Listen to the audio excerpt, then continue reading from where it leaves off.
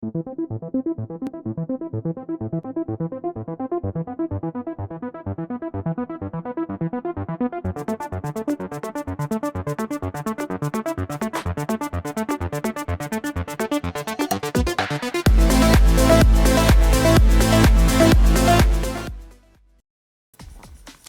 안녕하세요. 비스텔란입니다.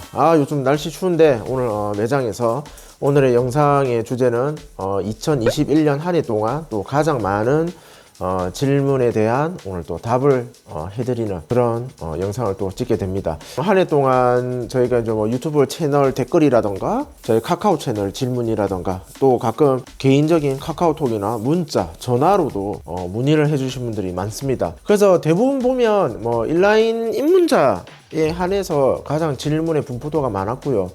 대부분 질문 내용이 비슷합니다.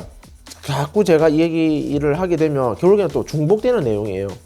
그래서 저희가 이 작년 영상 한번 참고하시면 괜찮을 것 같아요. 3편이나 나눠서 만들어 놓은 영상이 있거든요. 그래서 그거 참고하시면 스케이트 입문하시는 분들, 초보자분들을 어지간해서는 좀 해결이 되지 않을까 생각이 됩니다. 그래서 오늘은 그래도 한 해 동안 많이 받은 질문 하나는 해야 되니까 가장 많이 받은 거 일단 한 가지 하고요. 그 다음에 뭐 부수적으로 뭐 잔잔한 것들 몇 가지 생각이 나는 대로 또 얘기를 해보도록 할게요. 첫 번째는 이게 아마 이 질문의 유형 중에 가장 많았던 것 같아요. 자, 스케이트 입문 시 어떤 스케이트 선택을 해야 되는지. 작년 영상에는 좀 세분화 구분을 해서 뭐 가격대, 그 다음 뭐 종류 이런 식으로 많이 좀 해놨는데 그래도 같은 얘기니까 오늘은 조금 포인트적인 그런 부분만 설명하도록 하겠습니다. 자, 어떤 스케이트를 골라야 내가 인라인 스케이트를 배우는데 좀 도움도 되고 이런 만족감을 오래 가지고 탈 수 있는지, 이런 부분을 저한테 묻는다면 저는 이쪽에 있는 하드 타입의 스케이트입니다. 자, 근데 여기서 또 한 번은 또 더 깊게 들어가야 돼요. 자, 하드 타입 스케이트 종류가 너무 많잖아요. 자, 뭘 선택해야 되느냐. 자, 그래서 그의 답은 프리스타일 M1 제품인 것 같아요. 입문용이면서 그래도 뭐 중상급까지 충분히 다룰 수 있고요. 그 어떤 부분이 좋으냐, 그 부분에서 한번 제가 이야기해 보도록 할게요. 자, 일단은 뭐 하드 타입 스케이트의 장점들은 제가 그동안 무수히 많이 얘기했기 때문에 그런 거 다 빼고요. 자, 경쟁사 뭐 이제 롤러블레이드라든가 파워슬라이드, 세바, 그렇죠? 뭐 플라잉 이글 등등. 자, 그런 제품군들과 비교를 했을 때 하드 타입 제품의 가격대가 자, 싸게는 자 20만원 정도부터 비싸게는 뭐 한 40만원 안쪽으로 사이에 포진돼 있어요. 가격 차이도 클 뿐더러 그 사이에 이 하드 타입 스케이트가 들어가 있는 제품군들도 엄청 많습니다. 자, 그럼 이제 우리가 초보자 분들이 선택할 때는 일단 디자인적인 요소를 보는 거죠. 왜냐하면 뭐 인터넷 화면이라던가 누군가 이제 뭐 시승기라던가 뭐 간접적인 그런 정보를 알 수는 있겠지만 일단 눈에 띄는 건 디자인이에요, 디자인. 근데 하지만 그런 디자인에 혹했다가는 잘못되는 경우들이 상당히 많습니다. 예를 들어서 그냥 뭐 대표적인 거 넥스트 파워슬라이드 제품 같은 경우는 사이즈 미스가 상당히 많죠. 지금 중고 매물을 한번 보세요. 대부분이 뭐 타기 힘들다, 그 다음 사이즈 미스다, 이런 것들이 상당히 많습니다. 이거는 롤러블레이드의 엣지 시리즈도 마찬가지 해당되고요. 그렇기 때문에 우리나라 한국 사람들이 그래도 발 편하게 신을 수 있는 모델 중에 선택해라면 M1이 괜찮은 것 같아요.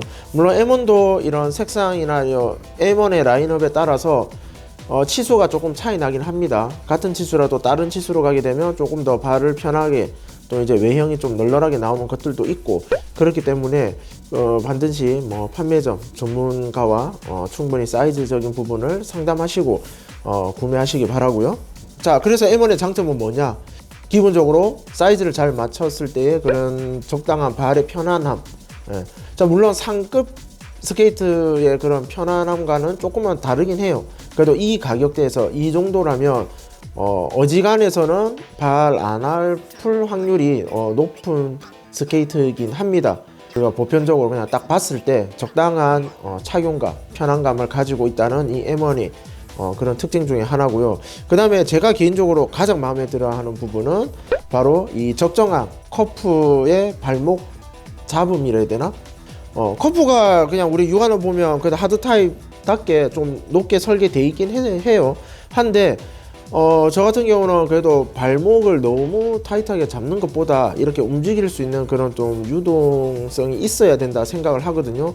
그런 점으로 봤을 때는 시중에 판매되거나 하드 타입 스케이트 중에 아마 가장 제가 생각하는 기준에 부합하지 않았나 생각이 됩니다.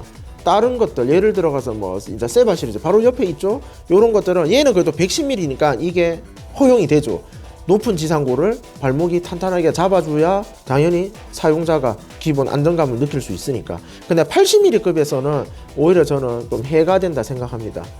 약간 번외로 엣지가 너무 심하신 분들은 오히려 이런 게 나을 수도 있어요.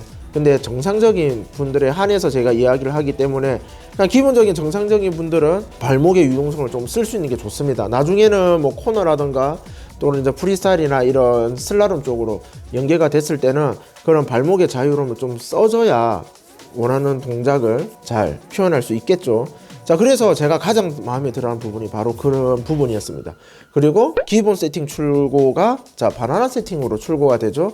그래서 처음 구매 시 좀 회전성이나 방향성을 아주 쉽게 얻을 수 있다는 점, 그리고 별도의 세팅 없이 바로 슬라롬 연습이 가능하다는 점, 그런 부분들로 봤을 때는 정말 좋은 것 같습니다. 대신에 이제 좀 주행 목적에 맞추신 분들은 이런 바나나 세팅이 오히려 해가 될 수 있겠죠. 그때는 뭐 바퀴 배열을 맞춰서 플랫에 가까운 세팅을 만들어서 주행을 하시고 나중에 이 자체에서 또 휠을 바꿔서 쓰도록 하면 될 것 같네요. 그리고 또 마지막 장점 하나는 무게입니다. 무게. 같은 사이즈 대비해서 이걸 들어보시면 그렇게 충분히 부담 가지 않는 정도의 무게를 가지고 있습니다. 예를 들어서 좀 무거운 제품들, 이제 롤러브레이드 제품이죠.